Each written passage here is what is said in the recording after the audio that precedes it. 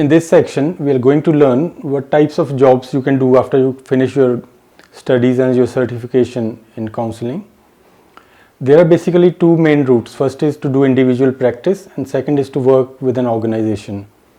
Personally speaking, most of the career counselors suggest that if you are a fresh pass out or just completed your study and training, it is your best bet to start with an organization.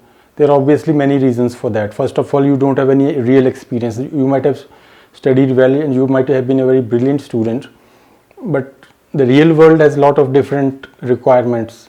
A real business has a lot of different requirements than just merely academic studies.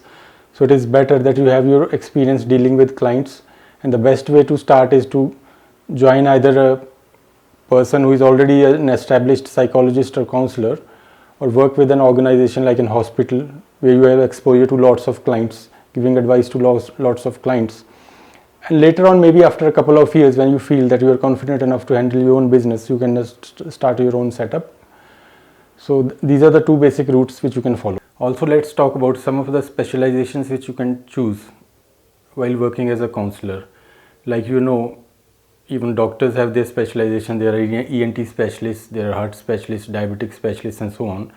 So even a counselor can be of various types. I mean, a person can deal with specific types of counseling. It is not possible to list then all the types of counseling. That would become too lengthy, but I'll just try to mention a few of the important ones. One is, as you know, career counseling. Career counseling is very simple. I mean, it just deals with advising people on how to choose their career. Simple means it's simple to describe, although it's not as simple, because to guide someone to choose the right career is not an easy task. It depends on various factors, and only a person having all the background knowledge and the vision to foresee the future regarding various trends can only guide another person regarding the right career. And of course, it depends on the person's abilities, his choices, preferences. So it's a culmination of all these factors, and the right career counselor or the person who has all this insight can only act as a career counselor and actually guide the people. Another type of counseling is marriage counseling. Marriage counseling basically refers to dealing with issues in marriage. As you know, there's a lot of stress these days, and there are a lot of breakups, divorces, and even if there is not a divorce, there could be relationship issues. And if it is not appropriate or it is not possible to solve these issues within the family, then you could consider going to a psychologist or a counselor, a marriage therapist they are also called as.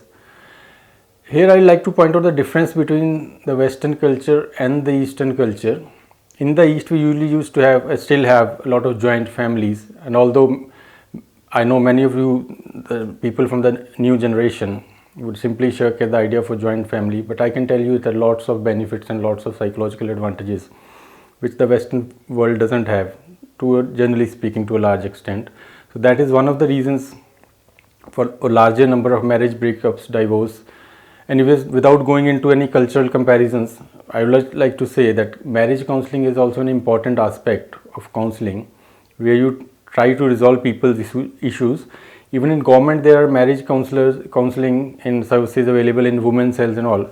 But I do believe that they are mostly more concerned about the legal aspects and do not serve the sensitive purpose for which they are made. That is just my personal opinion. I don't want to disregard or dishonor anyone, but having said that, that is my personal view. Another is like bereavement counseling. Bereavement counseling dealing with loss. I mean, helping people dealing with their loss. There could be various types of loss, and the greatest loss, as you know, is a loss due to death of a loved one or near and dear one. So it is always a very difficult task to make someone come out of grief, and that is known as grief counseling or bereavement counseling. It is very closely related to another type of counseling, which is the crisis counseling. Crisis counseling is also related to helping people overcome crisis. There is a difference between crisis and bereavement. Crisis could be non-human, so to speak. You could end up in an economic loss or a business loss. You might have heard people even commit suicide. So it's again a very important aspect of counseling. One very important type of counseling is known as child counseling. As we know, children are very simple, but at the same time children are very complex, because it's very difficult to understand the children, especially given the fact that they cannot express themselves or their feelings or emotions, and it is difficult to understand, analyze, and then treat the children or suggest ways for improving their behavior or behavioral issues. Normally children do not undergo symptoms like the adults, like depression. Of course, nowadays due to stress of studies they could be so, but mostly the children issues are more related to behavior issues with regards to the parents. So that is one of the important aspects of counseling too. So you can see there are lots of interesting areas in which you can work, and it's a challenging job, but you can enjoy your job and you can also help people, and it will give you a lot of satisfaction, and apart from the money, for which we will talk about later.